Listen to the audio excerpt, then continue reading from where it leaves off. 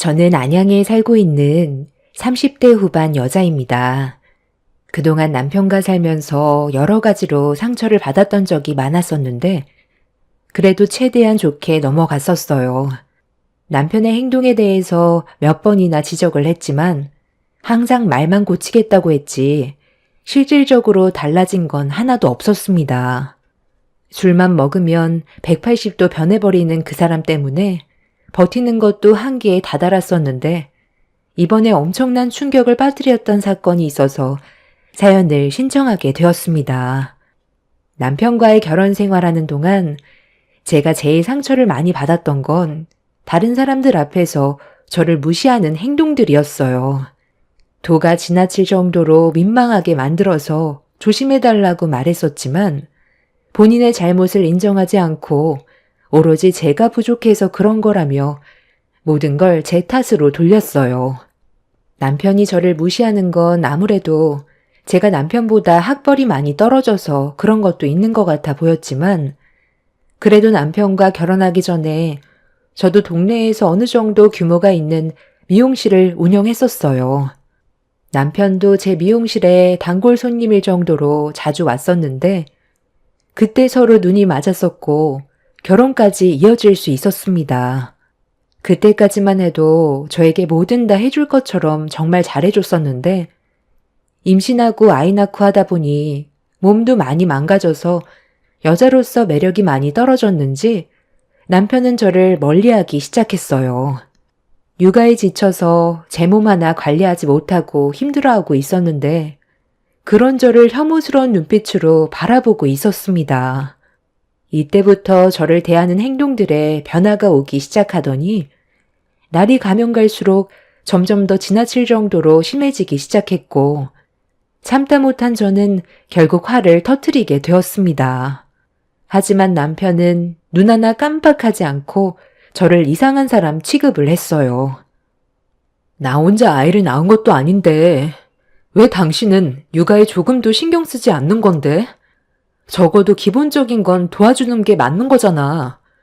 이러려고 나랑 결혼했어? 집에서 애만 보면서 왜 이렇게 불만이 많아? 내가 지금 놀다 왔어? 꼴랑 애 하나 보면서 엄청 투덜거리네. 남들이 보면 당신 혼자 애 넷은 보는 줄 알겠다. 나 지금 술 약속 있는데 많이 늦었거든? 너랑 쓸데없는 말 할 시간 없어. 남들은 애 보면서 몸매 관리도 하고 일도 열심히 한다는데 너는 도대체 할 줄 아는 게 뭐야? 먹기만 하지. 아예 치울 생각은 안 하는 거지? 이러니까 살이 빠지겠어? 머리는 언제 감았냐? 내가 여자랑 사는 건지 거지랑 사는 건지 모르겠다. 이게 돼지우리지 사람 사는 집이야? 결혼 전에는 몰랐는데 정말 게으른 여자였네. 이럴 줄 알았으면 절대 결혼 생각하지 않았지.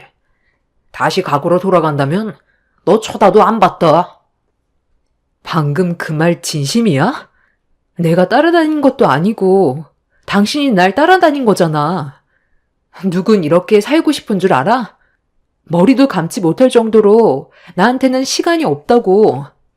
미용실 관리조차 버거워서 부원장님한테 전적으로 맡기고 있고, 당신은 맨날 술 퍼먹고 집에 늦게 들어오는데 내가 씻을 수 있는 시간이 어디 있어. 잠깐 화장실만 가도 애가 깰까봐 불안해서 가지도 못하고 있다고. 그리고 약속 없다고 집에서 저녁 먹는다고 그래서 애 보면서 힘들게 음식 만들었는데 갑자기 술 약속 생겼다고 매일같이 약속을 깨니까 만들어 놓은 음식들이 냉장고에만 박혀 있어서 음식들 아까워서 한꺼번에 처리하다 보니 양이 많아지게 된 거고, 버리기 아까워서 억지로 먹다가 이렇게 살이 찐 거잖아. 나 혼자 애 보는 게 쉬운 줄 알아? 당신이 애를 본 적이 없으니까 그런 말이 나오는 거야. 정말 하루하루 사는 게 지쳐서 포기하고 싶을 때가 한두 번이 아니라고. 그럼 포기하던지. 나는 뭐 너랑 살고 싶어서 사는 줄 아냐? 나 들어오기 전까지 집 깨끗하게 청소해놓고 해장국이나 준비해놔. 내일 아침이나 돼야 들어올 거야.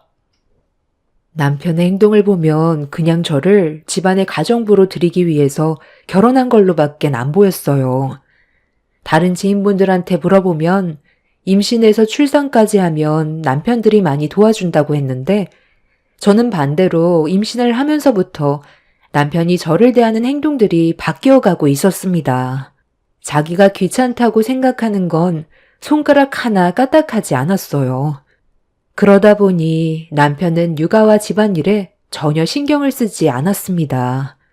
마음 같아서는 당장이라도 때려치우고 싶었지만 눈앞에 보이는 아이가 제 발목을 잡았습니다. 그리고 저 혼자 모든 걸 감당하고 싶지 않았어요. 남편에게도 책임이 있기 때문에 이혼을 한다는 건 저만 힘들어지는 일이라 남편 혼자 편하게 사는 걸 보고 싶지 않았습니다. 그렇게 결혼 이후 안 좋은 관계가 지속이 되면서 서로의 감정이 점점 악화되어 가자 결국 제 불만이 시댁에 갔을 때 터져 나왔어요. 저도 참을 만큼 참았던지라 남편의 행동들을 바로잡지 못하면 더 이상 함께 사는 게 의미가 없을 것 같아 시부모님께 불만을 쏟아내게 되었죠. 그래서 나한테 무슨 말이 듣고 싶은 거니? 내가 내 아들한테 한 소리 해주길 바라는 거야? 너는 지금 미용실 일도 거의 손 떼고 집에서만 생활하고 있잖아. 미용실 관리도 틈틈이 하고 있어요. 저만 미용실에 나가지 못하는 거지 직원들이 관리하고 있잖아요. 아이가 어느 정도 클 때까지는 직원들 위주로 미용실이 돌아가겠지만 그래도 원장인 제가 관리를 해야 되는 건 맞는 건데 이 사람은 주말에도 저에게 조금의 시간조차 주지 않고 혼자 개인적인 시간만 보냈는데 제가 얼마나 서운한 줄 아세요? 그렇다고 어머님이 도와주시는 것도 아니잖아요. 저희 부모님이 제주도에 살고 계셔서 서울로 오는 게 쉽지 않으신데 이럴 때 이 사람이 옆에서 도와준다면 이런 말 나오지도 않죠. 이 아이가 저 혼자 낳은 것도 아닌데 왜 저 혼자 책임을 져야 하는 건지 모르겠어요. 이럴 바엔 차라리 이혼하는 게 속 편하겠네요. 이혼? 이혼이 무슨 애들 장난이니? 어차피 미용실은 직원들이 알아서 하면 전화 통화로 해결할 수 있는 거잖아. 현재의 상황에 맞게 처리하면 되는 건데 바쁜 내 아들한테 꼭 그렇게 도와달라고 해야 되겠니? 의사 남편 얻었으면 이 정도 감수하는 건 당연한 거지. 애 하나 보는 게 큰일도 아닌데 상황을 이렇게까지 안 좋게 만들어야 되겠어? 내가 널 왜 며느리로 받아줬는지 잊은 건 아니지? 학벌은 고졸밖에 안 되지만 미용실 운영하면서 벌어들이는 수익이 의사인 내 아들과 비슷해서 젊은 나이에 능력은 좋은 것 같아 너를 받아주기로 결정했던 거였는데 맨날 불만만 털어놓고 매사에 긍정적인 면은 하나도 없으니 욕을 먹는 거지. 아, 말도 마요. 집에 들어오자마자 살얼음판 걷는 것 같다니까요. 제가 밖에서 놀다 오는 것도 아니고 하루 종일 환자한테 치여서 힘들다 보니까 동료 직원들과 술 한잔 하는 건데 그걸 이해 못 해주면 앞으로 어떻게 살겠어요? 어떻게 보면 남보다 못하다니까요. 나도 이런 결혼 생활을 꿈꿔왔던 게 아니라니까. 내가 언제 당신 일에 대해 문제 삼은 적 있었어? 함께 사는 공간이면 당신도 신경을 써달라는 건데 당신이 집에 와서 하는 일이 뭔데? 술 약속 없으면 방에 들어가서 나오지도 않고 영화 보고 핸드폰만 보다가 그냥 퍼질러 자잖아. 울고불채는 당신 아들 한 번이라도 안아줘 봤어? 어떻게 된 게 아빠라는 사람이 태어날 때 한 번 안아보고 지금까지 손 한 번 안 대볼 수가 있어? 남의 아이 아니야. 당신 아들이라고. 적어도 손 한 번 정도는 만져볼 수 있는 거 아니야? 시댁에서 하소연을 하면 시댁 식구들 중 한 명은 제 편이 되어줄 거라 생각했는데 단 한 사람도 제 편을 되어주지 않았어요. 발은 안으로 굽는다고 시댁 식구들 모두 남편의 편을 들어주었죠. 아무리 제가 힘들다고 얘기해도 의사인 남편이 훨씬 더 힘들다며 애 보는 건 아무것도 아니라면서 저에게 상처되는 말만 쏟아내었네요. 결혼한 지 얼마 되지도 않았는데 이런 대우 받으면서 살고 싶지도 않았고 제 편은 하나도 없다는 걸 알게 되자 차라리 이렇게 살 바엔 저 혼자 애 키우면서 사는 게 스트레스를 안 받을 것 같아 이혼을 결정했어요. 그래서 시댁 식구들 앞에서 차라리 이혼하겠다고 하자 시모의 반응에 어이가 없었네요. 정 이혼하고 싶으면 애는 놓고 가라. 우리 집안 대를 이어줄 아들 손자고 앞으로 크게 될 인물인데 네가 키우면 미용밖에 더 배우겠니? 노는 물에 따라 인생이 바뀐다고. 내 아들 따라 의사가 돼야지. 사내 아가 계집애처럼 가위 잡는 건 절대 안 되지. 이혼할 거면 애는 무조건 놓고 너 혼자 이 집에서 나가라. 내 배 아파서 낳은 아이인데 어머님이 데려가라 마라 할 자격은 없는 거죠. 이 사람이 아빠 역할도 제대로 하지 못하는데 의사가 될 수나 있겠어요? 당신 말고도 내 아들 키워줄 사람은 많아. 차라리 돈 주고 보모 드리는 게 훨씬 스트레스 안 받고 살 수 있겠다. 그렇게 이혼 원하면 당장 해줄게. 제 편이 하나도 없다 보니 남편은 저에게 더 크게 목소리를 높이면서 화를 냈어요. 이혼은 해줄 테니 애는 보내지 못하겠다는 억지스러운 말에 기분이 확 상했었죠. 그렇게 한참 동안 저희 부부관계의 문제점에 대해서 심각하게 대화를 이어나갔지만 아무것도 달라지는 건 없었고 되레 저만 더 큰 마음의 상처를 받게 되었습니다. 결국 이혼 소송까지 가는 걸로 결론을 내리게 되자 남편은 어차피 저와 이혼하게 될 거고 남이나 다름없다고 생각했는지 더 막무가내로 행동하기 시작했어요. 사람 하나 잘못 만나서 제 인생이 한순간에 무너졌고 세상에 태어난 아이까지도 불행한 길을 걷게 되었는데 남편은 죄책감 하나 없어 보이는 것 같았습니다. 그리고 누누이 얘기했던 술에 대해서도 저와는 더 이상 상관없다고 여겼는지 전보다 더 많은 술을 마시고 집에 들어왔어요. 그런 모습들이 너무 한심스러웠고 집안의 가장이나 된 사람이 왜 혼자만 생각하는지 이해할 수 없어 한 번만이라도 저와 아이를 생각해서라도 아빠의 역할을 해줄 수 없냐고 물어봤는데 남편은 저에게 한다는 말이 다른 여자와 새 출발을 하면 그때 제대로 된 아빠 역할을 하고 싶다면서 저보고 당장 자기 집에서 나가라며 집안의 물건들을 사정없이 던지고 제게 폭력까지 가했어요. 무차별적으로 남편이 던진 물건에 혹시라도 아들이 맞게 될까봐 놀란 저는 아이를 데리고 집 밖으로 도망쳐 나왔습니다. 저는 그날 미용실 직원의 집에서 하룻밤 머무르고 다음날 아이를 잠깐 맡긴 뒤 다른 집을 알아봤어요. 남편과 한 공간에 살다간 큰 사고가 날 것 같아 저와 아이의 안전을 위해 내린 결정이었습니다.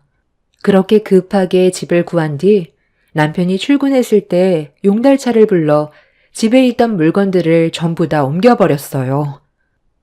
너 지금 뭐 하는 짓이냐? 내 허락 없이 집안의 물건에 함부로 손을 대? 어디로 도망쳤냐? 내가 미용실로 직접 찾아가서 깽판을 놔야 얼굴을 보여줄래? 당신이 나한테 한 짓을 생각해. 술도 곱게 처먹어야지. 내가 인사불성이 될 때까지 퍼먹지 말라고 그랬지? 이제 너랑은 정말 끝이야. 법정에서 보는 걸로 하자. 너 이대로 전화 끊어버리면 상당히 골치 아파질 텐데. 나 감당할 수 있겠냐? 조용히 이혼하고 너 삶 되찾고 싶으면 내일 저녁에 문자 찍어주는 장소로 오는 게 좋을 거야. 애는 일하는 직원한테 맡기던지 아니면 우리 엄마한테 맡기고 오도록 해. 아직 우리 법적으로 부부인데 할 도리는 해야지. 내일 부부 동반 모임이니까 얼굴만 비쳤다가 들어가. 별일 없을 테니까 쓸데없이 오지 않겠다는 말 하지 말고 무조건 참석해. 네가 원하는 방향대로 이혼하고 싶잖아. 남편은 제 의견은 들으려 하지도 않고 본인이 하고 싶은 말만 하고 끊어버렸어요.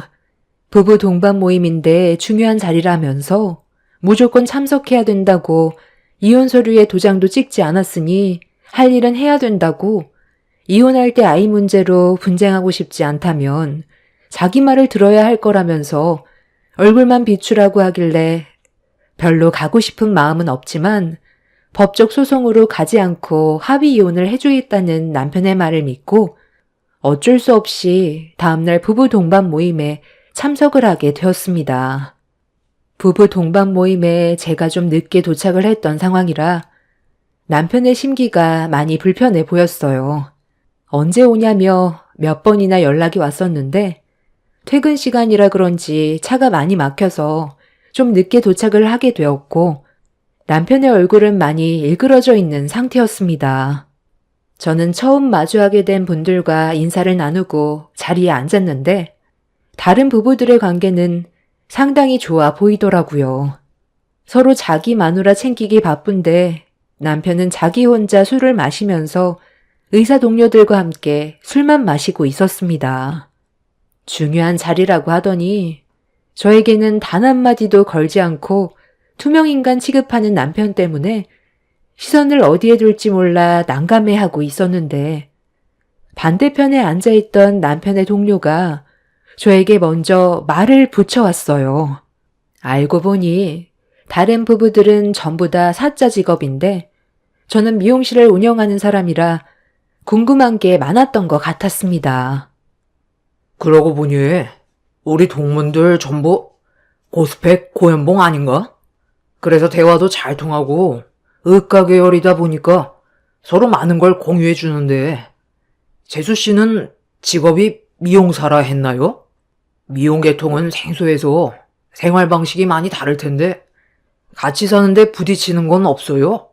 이 친구가 생각보다 입이 무거워서 결혼 생활에 대해 말을 잘 안 하거든요. 야, 말도 마. 내가 제일 후회되는 게 뭔지 알아? 이 사람과 결혼한 게 내 인생에서 최대 큰 실수였다. 그리고 우리 이혼해. 무슨 뜻인지 알지? 나 이제 혼자의 몸이 된다는 거야. 안 그래도 오늘 너희들한테 중대 발표할 생각이었다. 직업이 같아야 서로 이해해 주는데 집에서 해본다고 맨날 놀고 먹으면서 수술하고 들어온 나한테 애 좀 보라고 하면 내 기분이 어떻겠냐? 비뇨의학과 교수인 내가 병원에서 얼마나 큰일을 하는지 알지를 못하니 그런 말이나 나오지. 너희들은 어떻게 생각하냐? 내가 힘들게 밖에서 일하고 들어와서 애까지 봐줘야 된다고 생각하냐? 내 입장에선 조금도 이해해주지 않고 나랑 이혼하자는데 정말 어이가 없더라. 의사 남편 얻었으면 감사하게 생각해야지. 꼴랑 고졸 나와서 미용실 좀 잘 된다고 나를 같은 급으로 보고 있다니까. 이래서 배우지 못한 사람과는 상종 자체를 하지 말라고 했나봐. 처녀 때는 그래도 비율 좋고 얼굴도 반반하게 생겨서 데리고 놀만 할 것 같아 접근했더니 자기가 뭐 좀 되는 것 마냥 설치는데 남들이 보면 배가 불렀다고 생각해. 다른 여자들은 의사 남편 얻고 싶어도 거들떠도 못 보는데 결혼까지 해줬으면 감사하게 생각해야지. 어디서 남편한테 큰 소리야? 잠깐만. 수연아. 여긴 어쩐 일이야? 저녁 약속이 있어서 들린 거야? 정말 오래간만이다. 그동안 어떻게 지냈어? 연락처가 바뀌는 바람에 소식만 대충 듣고 있었는데 세브란스 병원에서 바쁘게 지내고 있다면서? 여기서 만나게 될 줄은 꿈에도 몰랐네. 바쁘지 않으면 잠깐 앉아서 대화 좀 하다가. 여기 동문들 우리 병원에서 같이 일하는 사람 많아. 부부 모임 자리거든. 당신은 자리 좀 비켜줄래? 저기서 의자 하나 가져와서 끼워 앉던지 아니면 그만 집으로 돌아가도 되니까 하고 싶은 대로 해. 앉아 있어봤자 말이나 통하겠냐? 나도 오늘 볼 일은 끝났어. 집으로 들어가려 했지. 여기서 너를 만나게 될 줄 몰랐는데. 그동안 어떻게 지냈어? 몰라보게 바뀌었네. 좀 전까지 기분이 별로 안 좋았는데 너 만나서 기분이 좀 풀렸다. 나 방금 남자친구랑 헤어졌거든. 그놈이 글쎄 나 말고 다른 여자랑 바람을 피웠지 뭐야. 그래서 집에 가기 전에 술 한잔 하고 싶었는데 마침 잘 됐다. 오늘 내 술 친구 되어줄 수 있는 거지? 불편하지 않으시면 저도 합석해도 되는 거죠? 정혁이와는 인턴 생활 같이 했거든요. 아, 오늘은 정말 술이 많이 당겨서요. 아, 괜찮아. 와, 근데 너 정말 여전하다. 어때? 우리 잘 어울려? 솔직히 우리 인턴 때 선배들한테 엄청 오해 많이 받았잖아. 그런데 혹시 옆에 분 아내분 아니셔? 아, 나 때문에 자리에서 일어나신 것 같은데 말 좀 가려서 하는 게 좋지 않을까? 기분이 많이 상해 보이시는데. 아, 신경 쓰지 마. 우리 조만간 이혼할 사이야. 서로 너무 안 맞아서 그만 끝내기로 결정했어. 저 덜 떨어지는 게 무슨 부인이야? 볼 일 끝났으니까 그만 돌아가. 소연아, 그럼 너 이제 그 남자랑은 아예 끝난 거야? 연애하는데 바람 피웠으면 말 다 했지. 잘 헤어졌어. 차라리 내 안사람 해라. 우리 서로 잘 맞았잖아. 갑자기 나타난 그 여자와 남편은 서로 꽤 친한 사이였는지 대화가 거침이 없었어요. 저를 밀치고 그 자리에 그 여자를 앉혔을 때 남편의 행동에 엄청난 상처를 받았죠. 그리고 자리에 앉아있던 그 여자는 제 눈치를 보며 불편해했고 남편은 저를 불편하게 느끼곤 그만 돌아가라며 많은 사람들 앞에서 인상 쓰며 화를 냈어요. 그리고 제가 원하는 대로 합의 이혼해주겠다는 한마디 뱉은 뒤 그 여자에게 집중하고 있었죠. 제가 원하는 건 합의 이혼이었고 아이에 대한 양육권이었기 때문에 저도 볼 일은 끝난 것 같아 그 자리를 급하게 나오려 했는데 좀 전에 남편이 저에게 했던 한마디가 제 심기를 불편하게 만들었어요. 많은 사람들 앞에서 무시하는 것도 기분이 안 좋은데 저에게 덜 떨어지는 게 부인이라는 말을 했을 땐 평생 지울 수 없는 상처였고 그런 말을 아무렇지도 않게 뱉은 남편의 말을 그냥 넘길 수 없었습니다. 그래서 밖으로 나가려던 발길을 돌려 눈이 풀려 웃고 있는 남편한테 다가가 앞에 있던 맥주잔을 들어 남편의 얼굴을 향해 사정없이 뿌려버렸어요. 온몸이 맥주로 흠뻑 젖어버리자 저에게 뭐 하는 짓이냐고 소리치던 남편은 손이 제 얼굴에까지 향하더니 순간적으로 멈췄고 앉아있던 그 여자를 의식하는 듯 보였습니다. 남편은 나중에 다시 얘기하자며 티슈로 몸을 닦고 있었고 저는 다시 한번 남편의 얼굴을 향해 맥주를 뿌려 버렸습니다. 남편은 한 번은 참았지만 두 번은 못 참겠는지 제 멱살을 잡고 분노한 얼굴로 노려보며 흥분을 가라앉히지 못하자 주변 사람들이 급하게 말렸고 저를 밖으로 내보냈어요. 남편은 나중에 두고 보자면서 가만두지 않겠다고 소리치며 끝까지 저를 노려봤습니다. 그렇게 한바탕 난리친 이후 남편은 더 이상 저에게 어떠한 미련도 남지 않았는지 지긋지긋한 얼굴 더 이상 보고 싶지 않다면서 서둘러 이혼하길 원했어요. 시모는 제 아이를 데려와야 한다고 했지만 남편은 저와 피가 섞인 아이도 보고 싶지 않다면서 시모의 말을 무시했습니다. 그렇게 남편은 저와 결국 합의 이혼을 하게 되었고 두 번 다시 얼굴 볼 일은 없을 줄 알았습니다. 그 후로 몇 달의 시간이 지나고 숙려 기간까지 끝나게 되면서 저희 부부는 더 이상 법적으로 부부가 아니었어요. 완전한 남이 되었었죠. 그리고 남편의 톡 배경 화면은 부부 동반 모임 때 갑자기 나타난 그 여자와 함께 찍은 사진으로 바뀌어 있었습니다. 저보고 보란듯이 바꿔놓은 사진을 보고 있는데 아무런 감정도 느껴지지가 않았어요. 오히려 더 이상 남편의 얼굴을 안 볼 수 있다는 거에 제 속은 후련했었어요. 그렇게 더 이상 어떠한 관계도 아니게 되어버린 사람을 제 머릿속에서 지워버리기 위해 저는 부모님이 살고 계시는 제주도에서 다시 새로운 삶을 시작하려고 서울에서의 삶을 정리하고 있었어요. 그런데 남편의 집에 미처 빼지 못한 제 물건이 남아있어서 남편한테 전화를 했어요. 물건만 가지고 나오겠다고 하자 남편은 그렇게 하라면서 전화를 끊어버렸습니다. 통화할 때 주변이 상당히 시끄러웠는데 그날이 주말이었고 많은 사람들이 모여있는 자리인 것 같아 보였습니다. 그렇게 몇 달 만에 들어간 집은 이미 꽤 많이 정리가 되어 있었어요. 남편도 그 집에서 살고 싶지 않았는지 이사를 준비하는 듯 보였죠.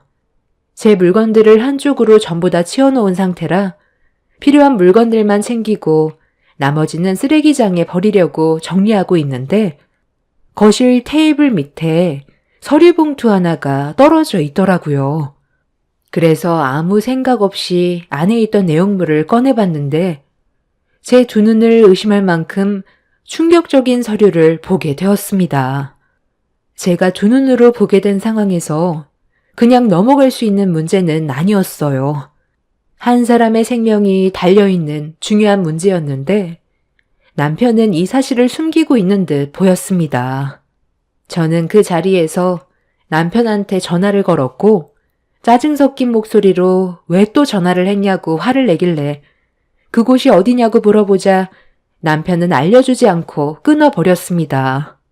몰랐다면 그냥 넘어갔겠지만 제 두 눈으로 서류의 내용을 봐버렸기 때문에 이 사실을 숨긴다면 저 또한 공범이 될 수도 있는 상황이라 어떻게 처리를 해야 될지 고민을 하고 있었는데 남편 서재에 오늘이 어떤 날인지 달력에 메모를 해두었던 걸 확인할 수 있었습니다.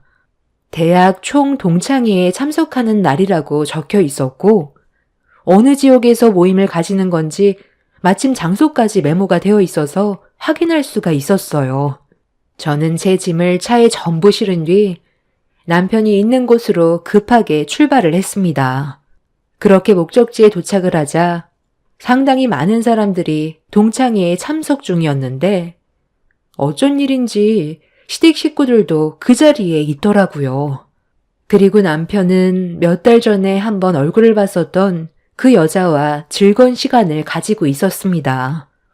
누가 봐도 연인 사이 같아 보였어요. 그 모습을 보고 다시 되돌아갈까 생각했지만 남편의 실수로 한 사람의 생명이 달린 문제라 그냥 넘어갈 수는 없었습니다. 그래서 남편에게 거침없이 걸어갔고 제가 들고 있던 서류를 남편에게 내밀었어요. 당황한 남편은 어떻게 왔냐고 저에게 인상 쓰면서 당장 나가라고 하길래 서류 봉투 안에 있던 의료 실수에 대해 물어봤습니다. 그 안에 있던 의료 실수기로 그냥 넘어갈 수 있는 문제는 아닌 것 같아서 한 사람의 목숨이 달려있는데 너는 이 사실을 알고도 왜 아무런 조치도 안 했어? 뭐야? 네가 의사라도 돼? 내가 알아서 할 문제인데 네가 뭔데 남의 의료 기록을 함부로 꺼내봐? 너 이거 법적으로 소송 걸 수도 있다는 거 몰라? 너는 그동안 환자들을 어떻게 관리했길래 이런 엄청난 의료 실수가 나올 수 있는 거야? 엑스레이에 찍혀있는 수술도구 그거 환자분은 알고 있어? 거기 네가 직접 손으로 작성한 글씨가 있잖아. 저기 저 여자 이름이 소연이지? 너 저 여자 아버지 수술을 최근에 담당했었어? 여기 네가 뭐라고 적어놨는지 봐봐. 수리 원수라고 언제 얘기해야 될지 모르겠다고 혼잣말하듯 작은 글씨로 적어놨잖아. 이미 한 달 전에 수술이 끝난 것 같은데 너 혹시 술 먹고 수술했니? 이게 무슨 말이야? 너 우리 아빠 수술해줄 때 전날에 술 마셨어? 신장결석 제거 수술할 때 술을 마셨었냐고. 이리 내놔봐봐. 어떻게 이런 게 들어가 있는데 아무 말도 하지 않았던 거야? 나는 네가 수술 경험도 많다고 해서 우리 아빠 잘 좀 봐달라고 부탁한 건데 전날에 술을 마시고 수술을 했던 거야? 그래서 이 커다란 호수가 들어가 있는데도 모르고 수술을 끝낸 거냐고. 여기 지금 우리 아빠 와 있는데 며칠 전부터 옆구리가 계속 아프다고 하길래 너한테 물어봤었잖아. 그런데 수술한 지 얼마 되지 않아서 통증이 있는 거라고 하지 않았어? 이런 사실을 알면서도 숨기고 있었던 거야? 언제까지 숨길 작정이었던 건데? 나는 너랑 잘해보려고 했는데, 이런 의료 사고 때문에 너랑 나와의 관계가 틀어질까봐 두려워서 말을 못했던 거였어. 전날에 조금만 마시려 했는데, 통제가 안 돼서 나도 모르게 많이 마셨는데, 자주 하던 수술이라 별일 없을 줄 알았지. 나도 내가 왜 그런 실수를 했는지 모르겠지만, 내가 책임지고 원래대로 돌려놓을게. 상황이 심각해지자 동창회에 같이 참석해 있던 시댁 식구들의 얼굴은 사색이 됐고 그 여자의 아버지 몸속에 기다란 호스가 들어있는 엑스레이 사진을 보곤 아사리판이 되어 버렸습니다.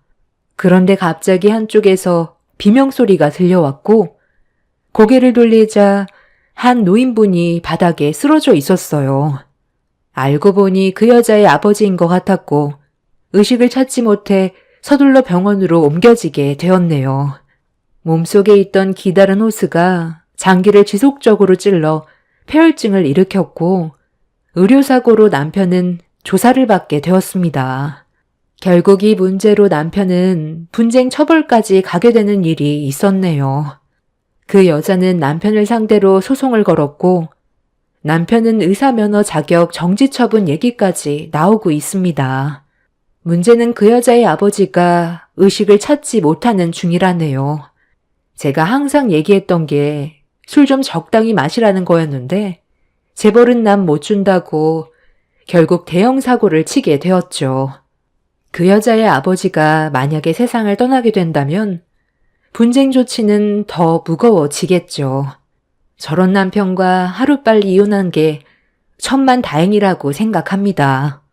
저는 그 사람이 의사 자격이 박탈됐으면 좋겠어요. 의사가 술 먹고 수술을 했다는 것 자체가 자격이 없는 거니까요. 사람 목숨이 달려있는데 책임감도 없이 의사 생활을 하겠다는 게 너무 한심스럽습니다. 세상에 태어난 지 얼마 되지 않은 제 아이와 새 출발하는데 앞으로 행복한 날들만 펼쳐졌으면 좋겠네요. 제 사연 들어주셔서 감사합니다. 안녕하세요. 어제 문득 여기 올라오는 사연을 듣다가 제 얘기를 들려드리면 어떨까 싶어 오늘에서야 글을 쓰게 되었어요. 저는 명문대를 졸업하고 대학원을 졸업한 뒤 박사과정을 밟으려 대학원을 진학하던 중 지금의 남편을 만나 결혼을 하게 되었죠. 부모님은 그래도 박사라도 따고 결혼을 하는 게 낫지 않냐고 했지만 그때 하나 지금 하나 빨리 같이 있고 싶은 마음에 결혼을 약속하게 되었어요. 제 전공은 인테리어 디자인과였고 남편은 일반 회사원이었는데 친구의 소개로 만나게 되었다가 저희는 운명처럼 사랑에 빠지게 되었던 거죠. 서로 너무 잘 맞았기 때문에 서로의 집에 인사를 가는 건 당연한 수순이었어요. 엄마, 내가 말했던 지훈이야. 지훈아, 인사해. 우리 엄마. 엄마, 지훈이 실물로 보니까 엄청 예쁘지? 내가 말했잖아. 팔불출이니? 참나. 반가워요. 뭐 우리 정우한테 얘기는 많이 들었는데 뭐 대학원 다닌다고? 그런 거 같은데. 아, 네. 처음 뵙겠습니다. 대학원 다니고 있어요. 아버지가 인테리어 사무소를 하셔서 방학 때마다 거기서 아버지 일을 돕고 있고요. 저도 정우 씨한테 말씀 많이 들었는데 어머님 진짜 미인이시네요. 웬만한 미모는 명함도 못 내밀겠는데요? 아유, 아가씨가 말을 참 센스 있게도 하네. 고마워요. 내가 한미모 하긴 하지. 아, 그나저나 뭐 우리 아들이랑 결혼하는 거야 난 좋은데 지금 우리 정우 누나가 결혼 준비를 하고 있거든. 그래서 정우 누나 결혼하고 나서 좀 이따가 했으면 좋겠는데. 시기가 어쨌든 엄마는 지훈이랑 결혼하는 거 허락이라는 거지? 그러면 됐어. 지훈이 절대 놓치고 싶지 않거든. 아유, 근데 박사 딴다고 해도 아직 학생이면 돈벌이도 못하고 있을 텐데 결혼을 할 수 있겠어? 이런 부분도 좀 걱정되네. 아, 그래도 아버지 사무소에서 일을 좀 하고 있어서 수입은 어느 정도 있어요. 어머님 걱정 안 하셔도 돼요. 세상이 어떤 세상인데요. 요즘은 아이 낳기 전까진 다 맞벌이를 해야 하는 추세죠. 저도 어머님이 어떤 걸 걱정하시는지 잘 알아요. 어머님은 제가 마음에는 든다고 하셨지만 아직 학생이라 조금은 걱정이 된다고 하셨고 그 부분에 있어서 이해는 갔었기 때문에 제 상황을 잘 설명드렸어요. 설명을 드리니 어머님도 이해하시는 것 같았지만 결혼은 조금 늦게 해야 했어요. 사실 남편의 집에 시누이가 하나 있었는데 다행히 결혼을 준비하고 있는 시누이였죠. 어머님은 시누이가 먼저 결혼을 하고 그 후에 했으면 좋겠다고 하셨고 저 역시 순서가 있으니 당연히 누님 먼저 결혼을 하는 게 맞는다고 생각을 했어요. 그래서 전 흔쾌히 그렇게 하겠다고 했고 남편은 빨리 결혼하고 싶어 하는 눈치였으나 기다려야만 했어요. 하루라도 빨리 결혼하고 싶었는데 너무 아쉽다. 그래도 누나 먼저 결혼하면 나 진짜 서둘러서 지훈이랑 결혼할 거야. 아이고, 어련하시겠어. 그러려무나. 어차피 양가 허락도 다 받은 거 앞으로 자주 놀러와 지훈아. 그리고 이제 정우 누나랑도 친하게 지내면 얼마나 보기가 좋겠어. 같은 여자가 봐야 한다고. 정우 누나 결혼 준비하는 것도 보면서 익히고 도와주고. 아, 네, 그럴게요.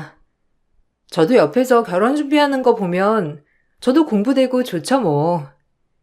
자주 놀러 오겠습니다, 어머님. 날 하나 더 생긴 것 같아 기분이 너무 좋다. 시댁이다 생각하지 말고 그냥 편하게 정우 누나도 언니라고 생각해. 알겠지? 분위기는 참 좋았고 저 역시 형제가 없던 터라 친언니가 결혼한다 생각하고 적극적으로 도움이 필요할 때 도와주려고 했어요. 하지만 그것이 잘못 끼워진 첫 단추였더라고요. 남편네 집은 저를 정말 결혼도 하기 전에 며느리처럼 대했는데 처음엔 친근해서 좋았던 모든 것들이 점점 불편해지기 시작했어요. 늘 딸 같은 며느리라고 했지만 전 철저히 어머님한텐 며느리였죠. 하지만 남편은 이게 다 가족 같아서 그러는 거라고 애써 위로했고 저 역시 이런 부분은 처음이라 지혜롭게 대처하질 못했어요. 우리 엄마가 너 진짜 딸처럼 생각하는 거 알잖아.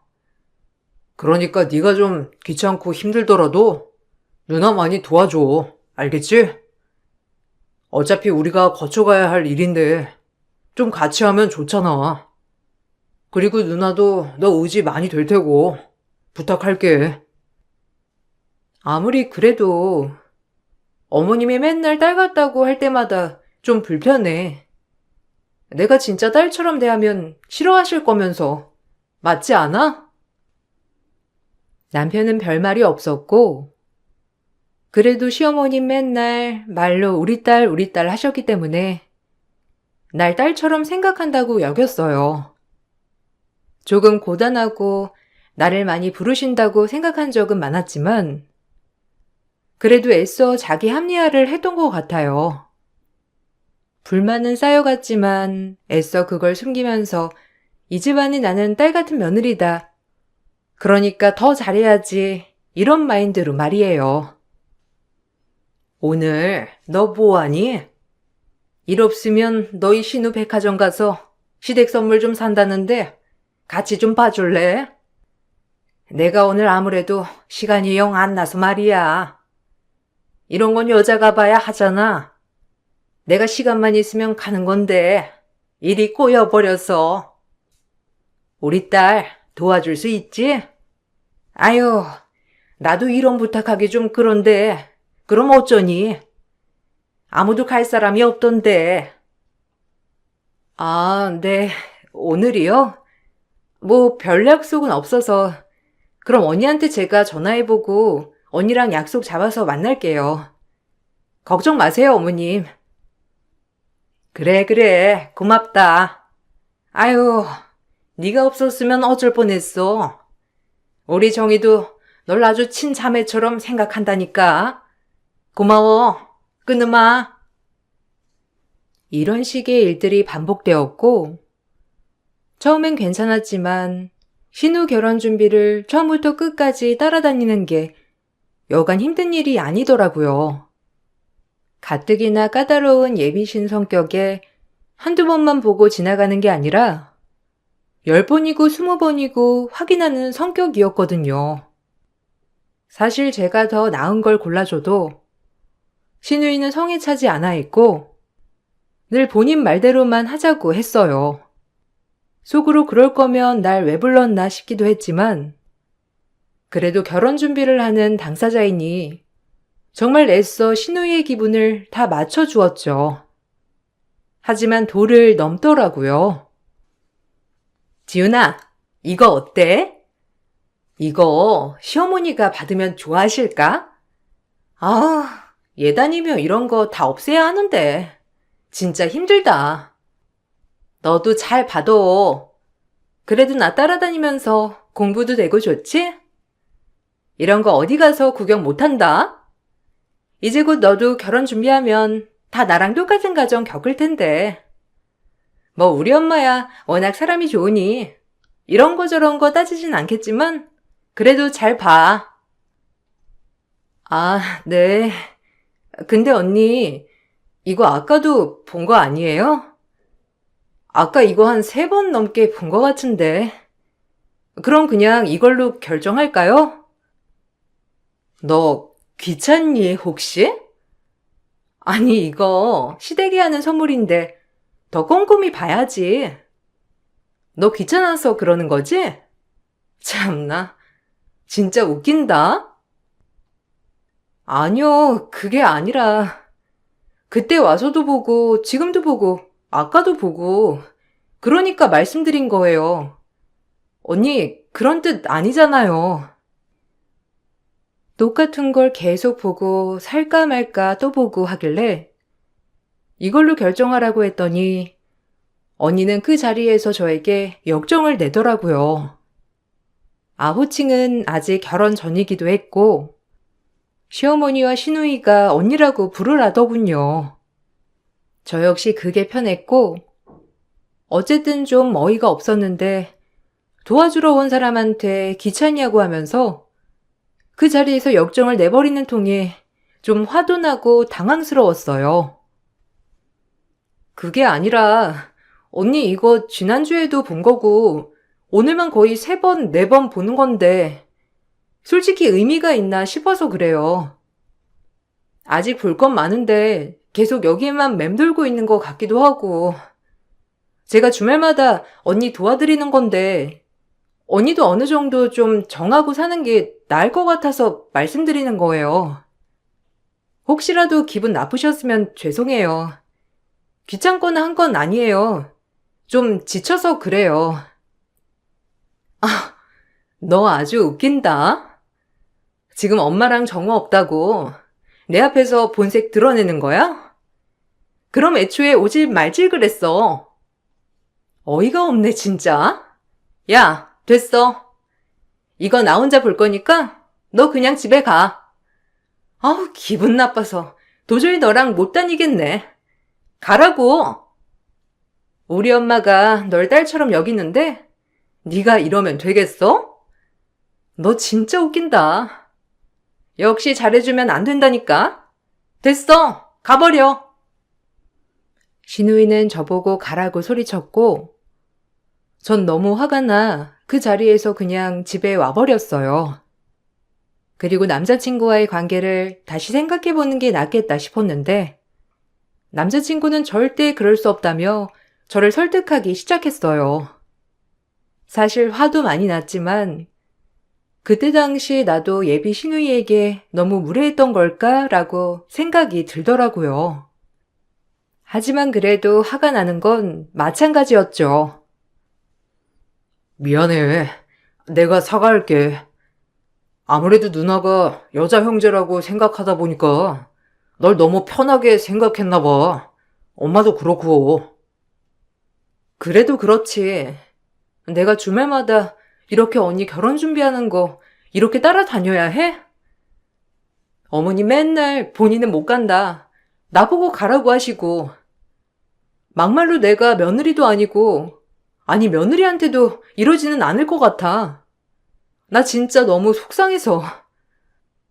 백화점에서 얼마나 소리를 치시던지, 그냥 이건 아닌 것 같다는 생각이 확 들잖아. 모르겠다. 자기랑 만나는 게 맞는 건지도 모르겠어. 내가 누나랑 엄마한테도 잘 얘기해 볼게. 원래 누나가 그런 사람은 아닌데 결혼 준비로 예민해져서 그래. 그런 거 있잖아. 남편은 누나가 원래는 절대 그런 사람이 아니지만 결혼 준비로 인해 예민해져서 그렇다고 하더라고요. 저 역시 그 마음을 모르는 것이 아니니 이번엔 이해하자고 생각했고, 그러던 중 시어머니가 이번 일에 대해 아시고 저를 집으로 초대하시더라고요. 아무래도 이번 일에 관해서 얘기를 하시려고 하는 것 같았는데, 이번 사건을 계기로 신우와는 일체 연락을 하지 않았었거든요. 어서 와라. 아유, 내가 너무 신경을 못 썼지? 내가 맨날 바빠가지고 정이 따라다니지도 못하고, 네가 옆에서 도와줬는데 이렇게 밥 대접을 늦게나마 한다. 차린 건 없지만 많이 먹어. 정이 너도 얼른 와서 앉고. 누나랑 엄마가 미안하대. 그래서 부른 거야. 마음 풀라고. 그러니까 너도 마음 좀 풀어라. 어? 그래도 가족이 될 건데. 그래, 다 들었어. 내 딸이 아무리 예민해서 그렇지만 너도 참 너더라. 그러니까 서로 잘한 거 없으니 마음 풀어. 우리 막내딸 그러면 되겠어요? 넌 우리 막내딸이나 다름없잖니. 이게 다 정의가 너를 동생같이 여기니까 그랬던 거야. 그러니까 네가 마음 풀고 이해하렴. 그래, 그땐 내가 미안했어. 근데 그렇게 귀찮은 티를 내면서 나한테 그러니까 내가 소리를 지른 거야. 어쨌든 미안해. 제대로 된 사과가 아닌 것 같았지만 일단 사과를 받으니 저도 무슨 말을 해야 할 것 같더라고요. 그래도 이렇게 어른이 먼저 불러서 밥도 해주시면서 말을 하니 뭔가 기분이 나쁘다고 티를 낼 순 없었고 그렇게 어머님과 시누이의 사과를 받았죠. 저도 죄송했어요. 언니도 결혼 준비하느라 많이 예민해 있던 상황이었는데 제가 그걸 배려하지 못했던 것 같아요. 그래, 없던 일로 하고 풀자. 그리고 우리가 이제 한 가족이 될 사이인데 이렇게 얼굴 붉혀야 되겠어? 내가 널 친딸처럼 생각하잖니. 그러니까 이런 거 가지고 이러지 말자. 알겠지? 어서 밥 먹고 기분 풀어. 정이도 얼른 수저들고. 그래, 보기 좋다. 이렇게 잘 지내면 얼마나 좋아. 누나도 사과했고, 지은이 너도 받았으니까 이제 된 거지? 화 풀어. 그래, 어차피 한 가족 될 사이 뭘 그렇게 뚱해 있을 필요 있니? 앞으로도 네가 도와줄 일이 많은데 이거 먹고 풀으렴. 정말 저를 배려한다기보다 그냥 제가 필요하니까 그런 것 같았지만 그래도 어른이 이렇게 나오시니 저조차도 알겠다고 했어요. 그리고 시누이의 결혼식이 코앞으로 다가왔고 시누이는 그동안 고생했다며 자기 엄마와 동생에게 선물 하나씩을 해주더라고요. 선물을 받고 싶었던 건 아니지만 그동안 발품 팔고 같이 골라주고 따라다녀준 저에겐 아무것도 없었는데 조금 속상했습니다. 이건 엄마 거, 이건 정우 거. 그래도 시집 가기 전에 뭐라도 해주고 싶었어. 결혼식 때 정우는 이거 입고 오면 되겠다. 아유, 뭘 이런 걸 샀어. 고맙다. 그래도 우리 딸이 시집을 간다니까 엄마가 아주 느낌이 묘하고 그래. 아, 지훈이 건 못 샀어. 예산 부족으로. 이해하지? 아직 결혼한 것도 아니고 뭐 돈도 돈이고 해서. 이해해, 지훈아. 뭘 얘까지 챙겨. 아유, 지훈이 혹시 섭섭하니? 네가 뭐 이런 거 못 살 형편도 아니고, 그지? 괜찮아, 신경 쓰지 마. 시모와 신우이의 말에 어이가 없었는데 돈 없어서 제 선물을 못 샀다는 말에 웃음이 나왔고 시어머니가 저까지 뭘 챙기냐는 말에도 서운했어요. 결혼도 하지 않았는데 벌써부터 며느리 취급을 하며 그저 하녀 노릇만 한 것 같아 화가 났어요. 말로는 무슨 우리 딸 하면서 정작 이런 선물 챙기는 일이 생기자 뭘 저까지 챙기나며 시어머니가 나서더라고요. 기분이 매우 나빴고 선물 갖다가 따지는 게 쪼잔한 느낌이 들어 그 당시 아무런 말은 하지 않았지만 정말 섭섭한 건 가시지 않더군요. 그렇게 신우이는 시집을 갔고 저와 남편의 결혼 준비가 시작되었죠. 몇 개월 간격으로 자식 둘을 결혼시킨다는 게 시어머니 입장에선 여간 부담스러운 일은 아니었지만 남편이 적극적으로 결혼을 밀어붙였기 때문에 결혼을 준비하게 되었어요. 신우이의 결혼 준비를 하도 도와줘서 그런지 제 결혼 준비를 하려니 막상 좀 질리더라고요. 그리고 청첩장까지 찍고 예식장까지 정하고 나니 시어머니는 원래도 조금은 가부장적인 느낌이 없지 않아 있었지만 오히려 절 너무 편하게 대하시더라고요.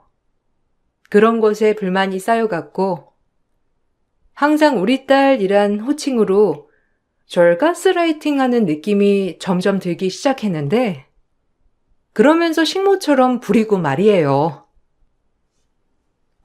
지훈아. 오늘 우리 집에서 내 친구들이랑 모임할 건데 좀 와서 도와라. 일손이 부족하잖아. 지금 너 시간 되지? 오늘 학교 끝나고 교수님 도와드리기로 했어요. 오늘은 좀 힘들 것 같은데. 미리 말씀해 주시지. 어떡하죠? 뭐야? 아유, 그럼 어떡해? 이미 다 내 친구들한테 말해놨는데. 그러지 말고 와서 좀 도와줘. 여기가 시댁인데 시댁 일보다 중요한 게 어디 있다고. 늦어도 상관없으니까 와서 좀 도와라. 알겠지? 너 오는 걸로 알고 있을게. 바빠서 끊는다. 내가 널 딸처럼 생각하는 것만큼 너도 해야 하지 않겠니? 우리가 남도 아니고 이제 가족이 될 사이인데 어쨌든 이따 봐. 시어머니가 이렇게 막무가내로 전화를 끊었고 다시 해도 안 받으시더라고요. 그렇게 전 교수님 일을 도와드리고 부랴부랴 시댁으로 향했는데 이미 시댁에선 어머님 친구들이 와서 음식을 드시고 계셨고 제가 조금 늦게 가자 어머님 표정이 어두우시더라고요. 그리고 애써 친구들 앞이라 화를 참는 것처럼 보였는데 좀 어이가 없더라고요. 화내야 할 사람은 누군데 라는 생각이 들었고 이렇게 막무가내로 억지 부린 사람이 역정을 낼 일인가 싶었어요. 그리고 시어머니 친구들은 저를 보고 화색이 돌며 듣기 좋으라고 한마디씩 덕담을 해주셨고 그 덕담을 해주시는데도 시어머니는 어두우셨어요. 어머, 정우랑 결혼할 아가씨구나. 얘기 많이 들었어. 너무 예쁘다. 곱고. 아유, 그나저나 바빴나 봐. 우리가 한참 기다렸어. 아, 네. 일이 좀 있어서요. 음식은 입맛에 좀 맞으세요? 제가 과일 내올게요. 식사하시고 계시면 시간에 맞춰서요. 아유, 싹싹하기도 하지 참. 너 며느리 잘 뒀다 얘. 요즘 이렇게 싹싹한 친구 어디 있는 줄 알아? 괜찮구먼. 괜찮긴. 일찍 오라니까 지금 오고. 에휴, 이제 가족이다 이거지? 시애미 말을 아주 묵살하고 말이야. 너 오늘 실수했어. 그래도 그렇지. 좀 일찍 와야지. 지금 거의 다 밥 다 먹어갈 쯤 와가지고. 너무한다 진짜. 뭘 그런 걸 가지고 그래. 일이 있었다잖아. 보니까 급작스럽게 네가 불렀구먼. 넌 이런 걸로 시애미의 노릇 하려고 하니? 친구분들이 제 편을 들어주시고 하니까 표정이 어두워지셨고, 그렇게 그날 친구분들이 가시고 시어머니는 저에게 화를 내셨어요. 하지만 이게 왜 화낼 일인가 싶었고, 그래서 그날 서로에게 실망을 한 채로 말다툼을 하였죠. 다행히 뒤늦게 온 남편이 그 모습을 보고 저희를 중재했고, 겨우 이성을 차린 시어머니가 또 아무렇지 않은 척을 하며 싸움이 끝이 났어요. 넌 내가 일찍 오라고 했는데 날 무시하지 않고서야 지금에서 오는 게 말이 돼? 넌 이 집에 시집 올 생각이 있는 거냐? 어머님, 억지시죠. 저도 대학원 다니면서 박사를 따고 해야 하는 일이 있는데 그럼 교수님들 도와서 일을 해야 하는 거 아닐까요? 어쩜 어머님 생각만 하세요. 어머님 매번 그러셨죠? 저 딸처럼 생각하신다고. 그런데 이렇게 하실 수 있으세요? 과연 정희 언니였어도 이러셨을 거예요? 차라리 정희 언니를 부르시지 왜 절 부르신 거예요? 저 음식 시키려고 하신 거잖아요. 어머, 말하는 꼬락서니 봐. 너 그렇게 생각했니? 그래, 이게 네 본 모습이지? 그저 딸처럼 여긴 내가 뭐가 되니? 네가 딸 같으니까 이런 자리에도 널 불러서 소개해주고 싶었던 건데 그걸 그렇게 생각해? 내가 더 서운하다 정말. 에휴. 아, 그만해. 들어보니까 뭐 지훈이가 일부러 그런 것도 아니잖아요, 엄마. 역정 좀 그만 내세요. 지훈이도 얼마나 놀랐겠어. 에휴, 그래. 뭐 너도 약속 있었다고 하고 그러니까 이번 일은 이렇게 넘어간다만 다음번엔 시애미 말 좀 들어주길 바래. 전 그 말에 대답을 할 수 없었는데 정말 제 잘못이 1도 없다고 생각해서죠. 찝찝한 게 한두 가지가 아니었지만 남편의 성실성과 다정함에 취해 결혼을 강행했고 드디어 저희도 결혼을 할 수 있었어요. 결혼을 하면서도 시어머니와 트러블이 몇 번은 있었지만 그래도 시댁은 누굴 만나도 다 맞지 않을 거란 생각에 그냥 그러려니 하기로 하였죠. 그렇게 우여곡절 끝에 결혼을 했고 그래도 결혼을 하니 내 가족이 생겼다는 기쁨도 같이 남편과는 더 돈독해진 것 같아 기분이 좋더라고요. 그리고 전 결혼과 동시에 박사를 따고 교수님들의 추천으로 모교에서 특강을 맡기도 했는데 아주 좋은 일 투성이었어요. 이제 나한테 제일 소중한 사람은 너야. 우리 잘 지내보자. 내가 잘해야겠지만 솔직히 우리 엄마랑 누나가 좀 철이 없어서 널 힘들게 했던 거 알아. 잘 버텨줘서 고마워. 내가 더 잘할 테니까 이젠 지켜봐줘. 그리고 자기 강사 된 거 축하해. 에이, 아직 강사인데 뭘. 언제 정교수 되나? 그래도 학생들이 교수님 하니까 이상한 거 있지? 더 열심히 해야지. 고마워.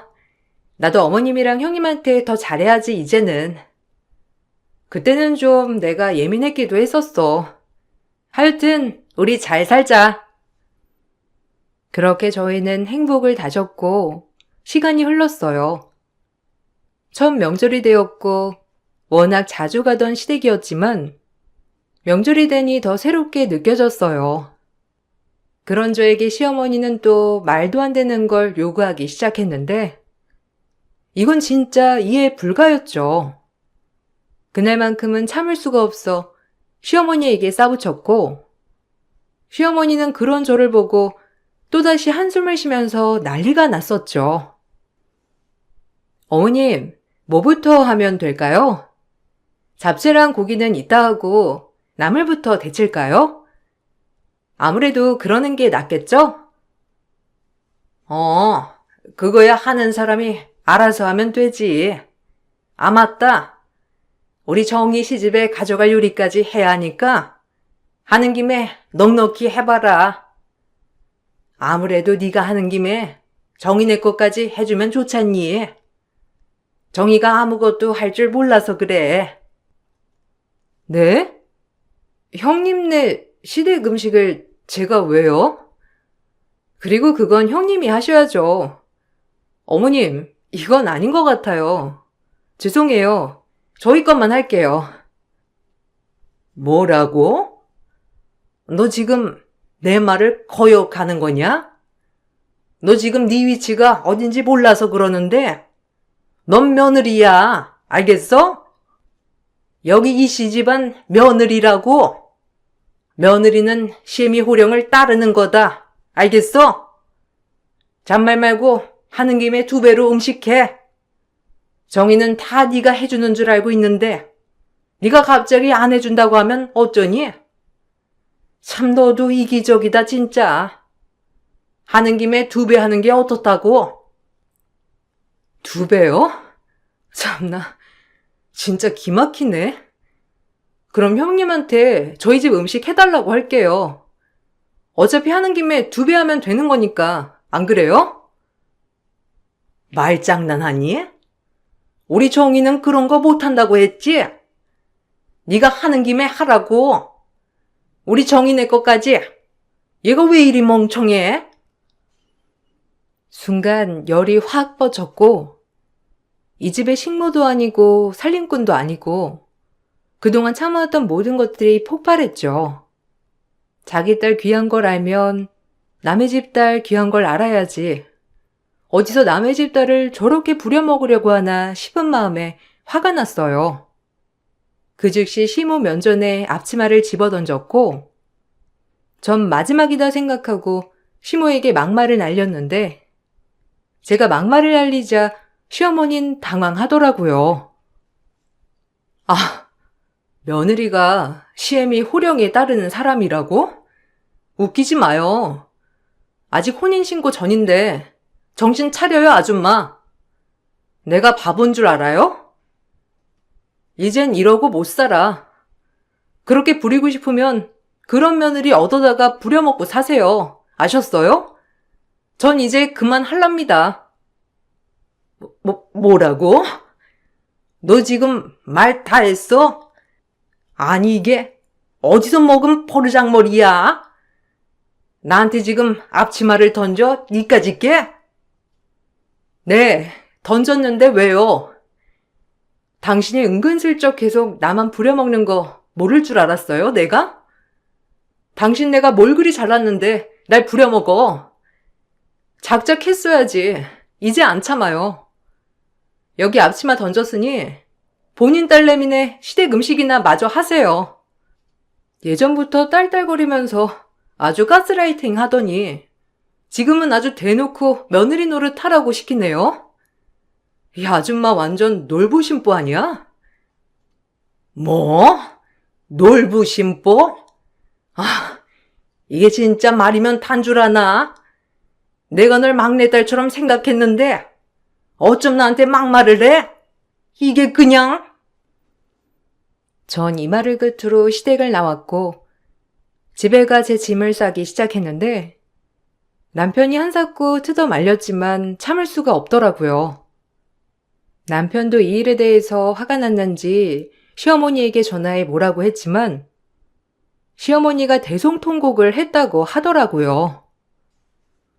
엄마, 왜 그러셨어요? 지훈이가 무슨 누나네 일해주는 사람도 아니고 누나네 명절 음식을 지훈이가 왜 해? 아니, 하는 김에 하면 되는 거지. 참나, 너 걔 편 드는 거야? 이 엄마가 걔한테 오늘 어떤 수모를 당했는데 그럴 수 있어? 편이 아니라요. 그래도 이번 일은 엄마가 잘못한 거잖아요. 지훈이가 원래 그런 애도 아니고 엄마가 너무 하셨어, 정말. 뭐? 아이고, 너 엄마한테 진짜 실망 준다. 내가 널 어떻게 키웠는데 지금 내 마음이 어떤지도 모르고 그렇게 대못을 박아? 시어머니가 펑펑 울면서 남편에게 따지자 남편은 우유부단한 모습을 보이며 저에게도 시어머니에게도 똑 부러지지 못하면서 이러지도 저러지도 못하는 액션을 취하더라고요. 전 그 즉시 남편에게 말했습니다.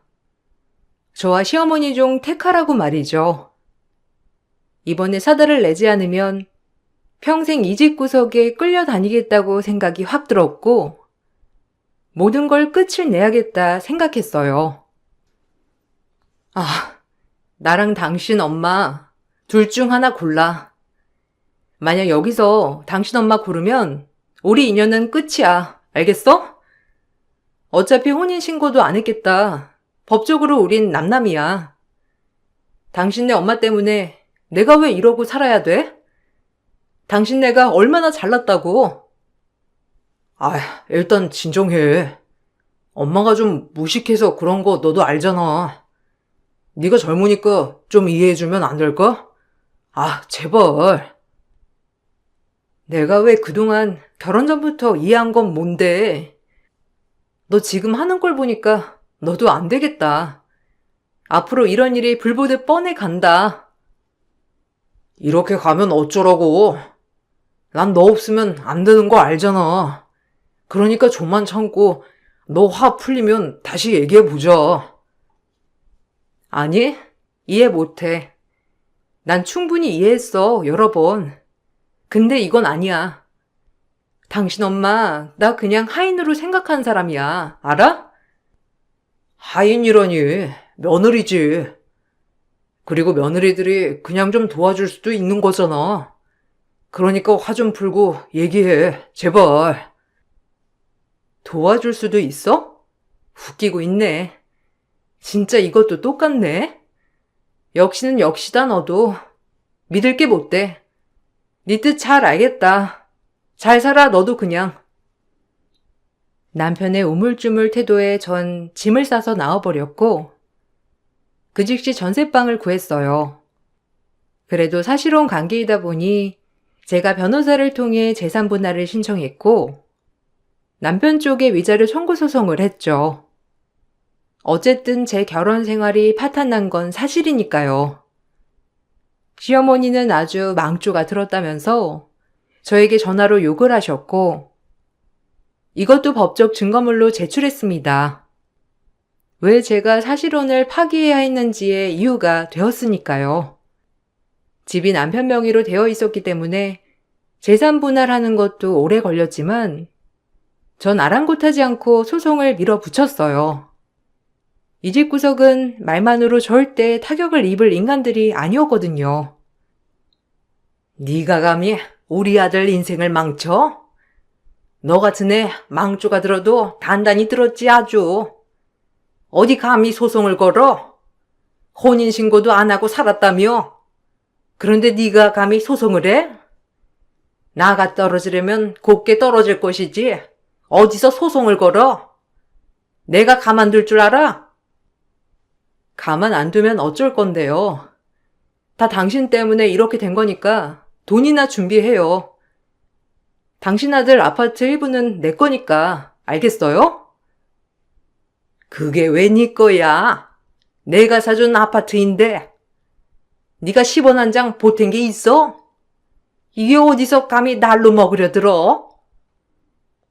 그건 모르겠고 어쨌든 재산 분할 신청했어요. 그러니까 평생 본인을 돌아보며 후회하고 사세요. 다 이게 본인 업보니까. 재산분할? 아유, 저게 그냥. 박사 좀 됐다고 아주 유세를 떨어대네. 그래봤자 기집이 할 줄 아는 게 있어? 다 똑같은 사람이지. 당신 딸한테나 그따위로 말해봐요. 난 그렇겐 안 사니까. 어디 조선시대 발상으로 나를 가두려 드는지. 전 그리고 전화를 바로 끊어버렸고, 제가 나가 떨어진다는 사실보다도 남편이 제게 위자료를 지불해야 한다는 사실이 시어머니를 더 분노케 한 것 같더라고요. 그리고 소송이 끝나 전 남편의 아파트 금액의 일부와 남편에게 정신적 피해 보상에 대한 위자료를 받을 수 있었어요. 사실상 시댁 때문에 저의 결혼이 파탄난 건 사실이니까요. 남편은 위자료를 주면서도 둘 사이에는 문제가 없지 않냐며 한 번만 기회를 달라고 설득했습니다. 한 번만 용서해줘. 네가 싫다면 너랑 엄마는 안 만나게 할게. 그래도 천륜을 끊는 건 아니잖아. 우리 둘은 좋았잖아. 아니, 당신이랑 어머님이랑 계속 관계가 이어진다면 앞으로도 똑같을 거야. 그냥 난 여기서 끝내고 싶어. 미안. 그리고 다음번 만나는 여자한테는 그렇게 우유부단하게 하지 마. 알겠니? 어쨌든 잘 지내. 당신한텐 악감정 없으니까. 전 그렇게 그 자리를 박차고 일어났고, 조금 속상했지만 그래도 지금은 시간이 많이 지나 괜찮아졌답니다. 오히려 일하느라 바빠서 모든 걸 잊고 지냈고, 강사로 8년 정도 근무를 하다가 드디어 작년에 정교수 임용이 되었어요. 바라고 바라던 교수가 된 것이죠. 오히려 이렇게 목표를 향해 달려가다 보니 과거 일은 잊고 살았더라고요. 생각해보면 대학원 다니던 시절 전 남편을 만나 연애하고 결혼까지 스펙터클 했던 것 같아요. 그리고 그때 저도 철도 없고 어렸을 때라 그때 똑 부러지지 못하게 행동했던 것들도 많았던 것 같고요. 하지만 정말 시간이 지나면 다 그런 것들이 쌓여 내공이 되더라고요. 그때의 삶을 되돌아보며 조금 더 성숙해지게 되었고, 그때 당시 사랑만 생각하며 달려왔던 모든 것들이 어차피 지금은 부질없다고 느껴지는 부분이기 때문에 우습기도 합니다. 다시 돌아가면 절대 그렇게 무모하지 않을 것 같지만, 그래도 추억이니 지금은 웃으며 꺼내볼 수 있게 되었어요. 무엇보다 지금 굉장히 후회 없이 잘 살고 있거든요. 여러분들도 과거 에피소드 하나씩은 있지 않나요? 제 이야기를 풀어봤는데 재밌으셨을지 모르겠어요. 아무쪼록 긴 글 읽어주셔서 너무 감사드립니다. 어제보다 나은 오늘, 오늘보다 나은 내일을 위해 우리 모두 파이팅 하는 걸로 글을 마무리할게요.